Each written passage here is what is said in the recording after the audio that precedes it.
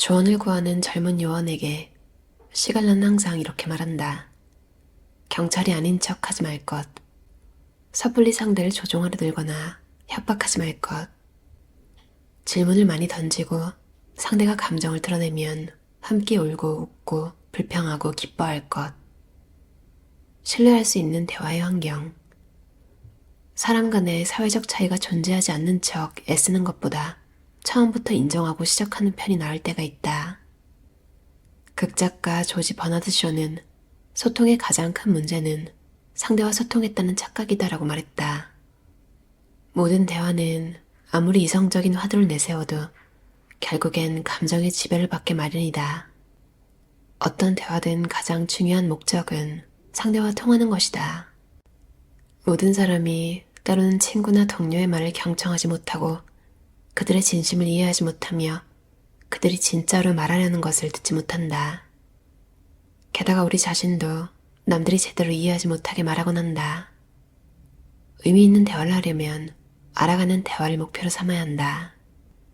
구체적으로 말해 상대가 세상을 어떻게 보는지 배우고 또 반대로 상대 역시 나의 관점을 배우도록 도우라는 뜻이다.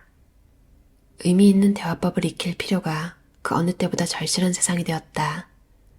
세상이 점점 양극화로 치닫고 있다는 사실은 쉬쉬할 일이 아니며 많은 사람이 남의 말을 듣고 남이 자기 말을 듣게 하는데 어려움을 겪고 있다. 그러나 모두 한자리에 앉아 서로의 이야기에 귀 기울이게 된다면 또 의견 차이를 깨끗이 해소할 수는 없어도 상대의 이야기를 듣고 각자 자기에게 필요한 것을 전달할 줄 알게 된다면 우리는 함께 잘 살아갈 수 있을 것이다. 적절한 타이밍에 시작된 적절한 대화에는 무엇이든 바꿀 수 있는 힘이 있다. 소통상의 오해는 사람들이 서로 다른 유형의 대화에 참여할 때 발생한다. 상대가 감정을 말하는데 나는 현실을 말하면 두 사람은 본질적으로 다른 인지 언어를 사용하는 셈이다. 예를 들어 퇴근하고 집에 가서 배우자에게 상사를 욕했는데 부장님 때문에 돌아버리겠어. 상대가 실질적인 방책을 들이민다면 점심을 한번 대접하면 어때? 상대와의 연결이 아닌 충돌이 일어나기 쉬운 게 그래서이다. 지금 문제를 해결해달라는 게 아니잖아. 그냥 내 심정을 좀 알아달라고. 슈퍼 커뮤니케이터는 서로 소통하는 방식이 일치하게 격려함으로써 동기화를 유도할 줄 아는 사람들이다. 만약 상대가 아주 기본적인 수준에서 감정을 드러내고 있다면 함께 감정을 표현한다. 상대가 결정을 내리는 일에 집중하고 있다면 그 내용에 함께 초점을 맞춰라. 상대가 사회적 파장에 신경 쓰고 있다면 거기에 같이 몰두하라. 상대와 맞춘다는 것이 단순한 모방이 아님을 유의해야 한다. 앞으로 살펴보겠지만 우리는 상대가 무엇을 느끼고 무엇을 원하며 그들이 누구인지 온전히 이해할 필요가 있다. 그런 다음에는 어떤 식으로 자신을 공유해야 상대와 맞출 수 있을지를 알아야 한다. 서로 일치하고 연결되기 시작할 때 비로소 의미 있는 대화가 시작된다. 효율성이 뛰어난 커뮤니케이터들은 말을 시작하기 전에 잠시 스스로 묻는다. 지금 내가 왜 입을 열고 있는가? 자신이 어떤 유형의 대화를 하려는지 알지 못하고 더불어 상대가 어떤 유형의 대화를 기대하는지 알지 못하면 문제가 될 수 있다. 상대가 감정을 공유하고 싶을 때 현실적인 대책을 들이밀고 상대가 계획을 짜고 싶을 때 뒷담화를 꺼낼지도 모른다. 같은 유형의 대화를 하지 못하게 된다면 서로 통하지 못할 가능성도 크다. 그래서 알아가는 대화의 첫 번째 목표는 자신이 어떤 유형의 대화를 원하는지 확인하고 상대가 원하는 유형을 알려줄 단서를 찾는 것이다.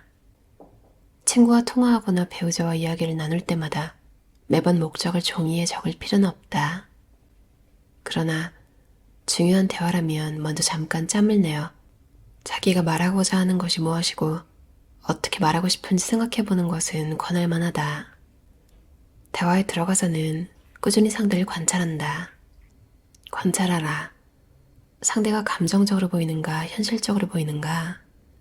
사회적 이슈에 집중하는 것처럼 보이는가? 사람들이 이 대화의 목표를 말했는가? 나는 말했는가? 상대에게 무엇에 대해 말하고 싶냐고 물어보라. 모든 대화는 협상이다. 위대한 협상가는 예술가다. 의사결정을 위한 대화는 곧 협상이다. 단, 이기는 것이 목표가 아니라 서로 논의할 주제에 합의하고 어떻게 함께 결정할지 돕는 것이 목표인 협상이다. 의사결정을 위한 대화가 주는 가장 뜻깊은 선물은 상대가 무엇을 얘기하고 싶은지, 나와의 대화에서 무엇을 얻고 싶은지 알아내어 모두 함께 결정하게 만드는 기회이다. 그제야 비로소 우리는 서로를 이해하고 혼자서 생각할 때보다 더 나은 해결책에 도달할 수 있을 테니까. 상대방이 스토리를 말하거나 농담하는가? 그렇다면 그들은 공감적인 유사성의 논리 마인드셋을 장착했다. 이런 상태에서 사람들은 논쟁이나 선택지를 분석하는 대신 공유하고 관계하고 공감하고 싶어 한다. 상대방이 계획이나 결정에 대해 말하거나 선택지를 평가하는가? 상대가 정치나 경제 이야기를 꺼내거나 내년 휴가지를 고르고 있는가? 그렇다면 그들은 현실적인 비용과 편익의 논리 마인드셋을 장착했다. 이들 앞에서는 분석적으로 대응하는 것이 좋다. 주제를 바꾸려는 시도에 귀를 기울여라. 사람들은 자기가 상대에게 얘기하고 싶은 것을 뜬금없는 마무리, 여담, 갑작스러운 주제 전환 등을 통해서 말한다. 즉, 저쪽도 실험 중이란 말이다. 만약 상대가 같은 질문을 다른 방식으로 계속해서 묻거나 갑자기 새로운 주제를 도입한다면 그건 테이블에 뭔가를 추가하고 싶다는 신호이므로 상대가 계속하게 놔두는 것이 현명하다. 그리고 실험, 예상치 못한 질문을 던져라. 새로운 아이디어를 소개하라.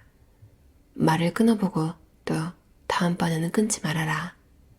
상대방이 여기에 장단을 맞추는지 보아라. 그렇다면 그들은 함께 결정을 내리고 싶은 방식, 그들이 용인하는 규칙과 규범에 대해 힌트를 주는 것이다. 그들은 이 대화가 어떤 식으로 진행되길 원하는지 신호를 주고 있다. 우리는 타인과의 연결을 갈망한다.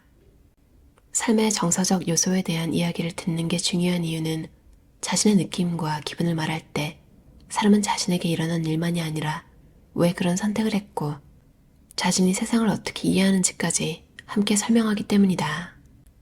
사람은 자신의 감정을 설명하면서 동시에 상대에게 자기가 무엇을 신경 쓰는지 알려준다. 모든 대화는 참가자의 감정에 의해 형성된다. 그리고 자신의 감정을 수면 위로 끌어올려 상대와 공유하고 상대의 감정도 공유할 때 비로소 서로 일치할 방법을 찾을 수 있다. 우리는 다듬어지지 않은 날 것, 타인의 판단의 대상이 될 만한 것을 공유할 때 감정이 전염되기 쉽고 또 전염성도 커진다. 관계가 깊어지려면 자신의 약한 부분을 공개해야 한다. 감정의 소리가 커질수록 전염의 가능성도 커집니다. 취약성은 인간이 지닌 가장 시끄러운 감정의 하나죠. 그리고 우리는 그걸 알아채도록 설계되어 있습니다. 서로 주고받지 않는다면 감정의 부침이 서로 일치할 수 없습니다. 만약 누군가와 가까워지고 싶다면 그들이 어떤 감정인지를 묻고 자신의 감정을 드러내라. 누군가의 세계를 이해할 때 성숙한 대화가 시작된다. 다른 사람과 가까워지는 방법에 정답이 한 가지만 있는 것은 아니다. 대화를 쉽고 덜 어색하게 하는 기술들은 많다. 이러한 대화 전략들은 주변 환경에 따라 또 어떤 유형의 대화를 나누고 있는지에 따라 원하는 관계의 종류에 따라 효력이 강할 때도 있고 약할 때도 있다. 그곳까지 도달할 때도 있고 그렇지 못할 때도 있다. 중요한 것은 가까워지길 원한다는 것, 이해하길 원한다는 것, 깊은 대화를 나누길 원한다는 것이다. 어렵고 두렵더라도 그냥 돌아서 가버리는 게 더 쉽더라도 말이다. 우리가 갈망하는 교감을 만족시킬 기술과 해안이 분명 존재한다. 그것들은 배워서 연습하고 실행할 가치가 있다. 그걸 사랑이라 부르든 우정이라 부르든 아니면 그냥 잠시 기분 좋은 대화를 나눈 것이었든 진실되고 의미 있는 관계가 된다는 것은 인생에서 가장 중요한 일이기 때문이다. 우리는 타인과의 연결을 갈망한다. 찰스 두히기 저자의 대화의 힘이라는 책이었어요. 이 저자의 습관의 힘이라는 책이 굉장히 인기가 많았잖아요. 습관의 힘은 원서 제목도 The Power of Habit이었고 이번에 대화의 힘은 원서 제목이 슈퍼 커뮤니케이터인데 아무래도 술가네임이 인기가 많았어서 대화의 힘으로 맞춘 게 아닐까? 그런 생각을 해봤어요. 가끔, 약간, 뭐랄까요. 비슷하게 대화하는 사람과만 대화하다가 새로운 사람 만날 때 새로운 사람도 뭐 좀 맞춰가는 그런 게 있으면 괜찮은데 어떤 사람들은 와, 이 사람이랑 얘기하는 게 지금 벽이랑 대화하는 것도 차라리 벽에다 하는 게 낫겠다. 왜냐면 이렇게 고통스럽고 괴롭진 않으니까 모든 대화가 다 튕겨나오는 것 같은 느낌을 주는 사람들이 있잖아요. 이 책을 읽고 생각해보니까 뭐랄까요. 한쪽이 맞춰주려고 해도 상대방이 계속 튕겨내버리면 이제 그 맞추려던 쪽에서 결정을 하는 것 같아요. 그 미용사 차웅님 대화법? 그러니까 어떤 식으로 얘기를 해도 다 예쁘게 감싸서 이렇게 받아치시는 그 진짜 따뜻하고 뭐랄까요? 상대방을 되게 녹이는? 그러니까 그분도 상대방이 좀 삐죽하게 말하는 걸 모르지 않을 거 아니에요. 근데 그런 다 커버를 하는 화법, 그 기술이 있기 때문에 그럴 수 있는 건데 일반 사람들은 그냥 상대방이 받아치는 대로 좀 반응을 하게 되잖아요. 그러니까 아니면 몇 번을 이렇게 좀 좋게 받아들이려고 노력해도 도저히 안 되겠으면 그냥 그래 그래 하고 좀 뭐랄까요. 그냥 포기를 하는 그런 게 있는데 양쪽 다 노력을 해야 되는구나. 근데 이게 좀 안 맞을 때 보면 뭐 한쪽이 너무 이기적이라서 자기 얘기만 한다거나 아니면 둘 다 남의 얘기를 들어줄 마음이 없는 거예요. 차라리 둘 다 그러면 뭐랄까요. 상대방이 듣고 있는지조차 생각하지 않는 수준이면 오히려 겉에서 보면 대화가 되고 있는 것처럼 보이기도 하더라고요. 그러니까 둘 다 각자 얘기만 떠들어대니까. 근데 문제는 상대방은 그러니까 연결되는 감정, 뭐랄까요. 정말로 대화를 하고 있다 이런 감정을 원할 때 문제가 생기겠죠. 그리고 뭐랄까요. 만나고 나면 좀 기분이 집에 왔을 때 뭔가 찝찝하고 뭔가 불편하고 이런 사람들 있잖아요. 근데 저의 경우는 되게 기분 나쁜 날을 생각해보면 좀 불필요한 질문을 많이 받았을 때더라고요. 대신 근데 뭐랄까 자기 정보는 안 주는 내 정보만 뭔가 뜯긴 기분이 있잖아요. 그러니까 뭐 좀 민감한 질문 같은 거 연봉이 얼마냐? 보통 연봉이 얼마냐 물어보는 사람은 집세도 물어봅니다. 그러니까 저는 그런 게 궁금하지가 않아요. 알고 싶지도 않고 뭐 알려주면 뭐 알고 싶지 않아요. 거절 이렇게까지 하는 건 아니지만 좀 민감한 정보잖아요.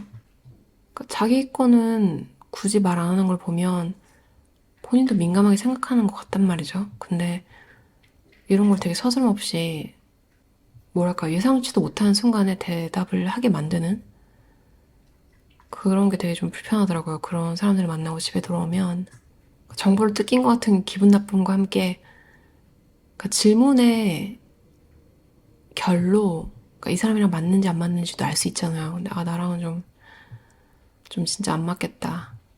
안 맞는다. 할 수 있는 게 대화는 아니고 이 사람이랑은 뭔가 좀 뭘 같이 하는 건 괜찮아. 뭐 영화를 보거나 뭐 밥을 먹거나 밥을 먹다 보면 또 대화를 하게 되니까 그런 불편한 말들이 오가할 텐데 그러니까 이런 얘기를 하고 나니까 제가 원하는 건 그런 질문하지 않고 나라는 사람이 뭔가에 관심이 있는지 그냥 그 순간에 되게 즐겁게 지내고 즐겁게 같이 밥 먹고 웃고 그러니까 본인의 궁금증을 해결하려고 쓸데없는 질문 해가지고 그러니까 내 기분을 거스를 수 있다는 생각을 못하는 그 무신경함? 혹은 알 수도 있겠죠. 자기는 대답하기 싫은 것 같으니까. 자기는 말하기 싫은 거예요. 그게 불편함을 줄 수 있다는 걸 알면서도 자기의 궁금증이 더 중요한 사람? 그게 뭐랄까요. 그냥 그런 질문을 받고 나면 되게 그렇게까지 생각할 필요 없는 건 아는데 이 사람은 날 별로 그렇게 존중하지 않는구나 이런 생각이 들더라고요. 눈치를 하나도 안 보더라고요.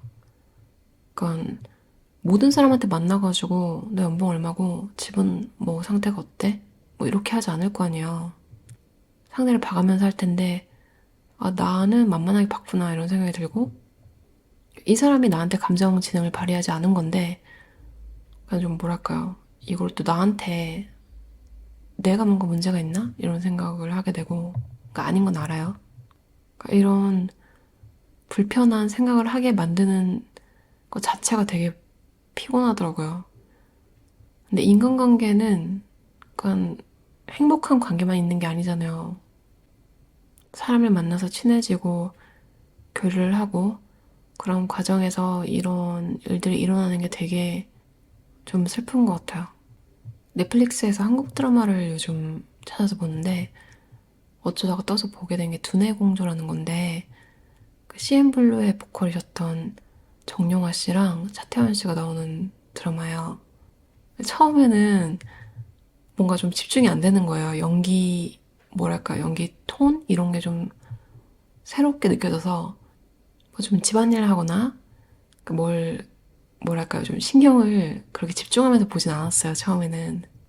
근데 거기서 좀 감정적으로 결여된 뇌를 가진 캐릭터들이 몇 명 나오는데 지금 말하는 거는 사람에 따라서 스포일러라고 느낄 수도 있을 것 같아요. 듣기 싫으신 분은 한 20초 정도 스킵하고 들어주세요. 그렇게 혼자 잘난 사람들도 결국에는 뭔가 일을 벌이고 하는 게 사실은 누구나 타인과의 연결을 갈망하기 때문이라는 이 책의 내용 같은 부분이 나왔는데 그게 되게 기억에 남더라고요. 기대를 안 하고 봤는데 점점 볼수록 재밌고 정이 가고 캐릭터들을 계속 알아가니까 따뜻한 드라마인 것 같아요. 시즌2가 나오면 볼 겁니다. 여러분은 상대와의 관계에서 어떤 걸 원하시나요? 대화에서 어떤 얘기가 듣고 싶으신가요? 상대가 원하는 대화 스타일을 맞춰줄 의향이 있으신가요? 그리고 상대를 존중하고 비밀 대화는 비밀로 지킬 수 있는지, 그리고 무엇보다 중요한 거, 서로 다르다는 걸 인지하고 있는지, 인정할 마음이 있는지, 거기서부터 이해할 수 있는 대화가 되느냐 마느냐가 정해지는 것 같아요. 사실 제가 아까 불편한 질문 받았을 때 기분이 좀 안 좋다 이런 얘기 했잖아요. 근데 책에서도 나오는데 연구를 했는데 자신이 어디 사는지, 어디 일하는지, 누가 결혼했고 누구와 데이트하며 어디서 태어났고 혹은 어떤 사투리 쓰는지, 돈은 얼마나 버는지, 그리고 그 밖에 수십 가지 이유로 정체성 위협을 받고 있다고 보고했다. 이런 내용이 있는데 그러니까 제가 아까 질문 받은 거잖아요. 돈 얼마 버는지. 이런 질문을 왜 했을까 생각해봤는데 이걸 보고 나니까 그냥 그 사람은 알고 싶은 거구나. 자기 정체성에 대해서 어떻게 보면 그냥 비교를 하고 싶은 거잖아요. 책에서 부유하든 백인이든 이성애자든 기타 어떤 식으로든 사회적으로 유리한 상황에 있는 사람도 이런 위협에서 벗어날 수 없다. 근데 가난하거나 흑인이거나 다른 소수 집단에 속해 있다면 거의 매일 정체성 위협을 받으며 살아간다는 뜻이다. 호주에서 살아가는 아시안으로서 이 문장 하나만으로도 굉장히 위로가 되더라고요. 이거를 인지를 하고 있구나, 사람들도. 그러니까 제가 그 썸네일 제목을 아닌 척 하지 말 것. 그러니까 어떻게 보면 제일 상처되는 게, 나도 네 사정 알지. 그러니까 전혀 내 사정과 밀접하지 않은 상태에 있는 사람이 무슨 빼앗긴 마이너리티 이런 것도 아니고 그런 사람이 나도 너와 같은 처지야 이런 식으로 얘기를 시작하면 그러니까 할 말이 없잖아요. 저도 그런 생각이 든 게 이 책에서 보고 내가 이해할 수 없는 부분은 인정하고 누군가 위로를 원한다면 그러니까 정말로 나한테 원했을 때 얘기를 해주는 거죠. 그러니까 섣불리 나도 아는데 너 정말 슬프지? 뭐 이런 식으로 먼저 가가지고 그 사람이 원하는 건 나한테 공감을 원하는 게 아니잖아요. 드라마를 많이 봐서 또 드라마 얘기를 하면 브로드처치라는 드라마가 있는데 거기서 그 아이를 잃은 엄마가 대화하고 싶은 사람은 딱 한 분이었어요. 똑같이 아이를 잃은 사람. 전해공주 얘기하고 끝냈어야 되는데 제가 또 딴 얘기를 시작해가지고 여기까지 늘어졌네요. 이 책을 읽고 좀 분발해야겠다 이런 생각도 들었지만 어떻게 보면 낄 때 안 낄 때를 잘 구분하고 오히려 그냥 빠져야 될 때 빠지는 것도 굉장히 좋은 방법이다 이런 생각이 들더라고요.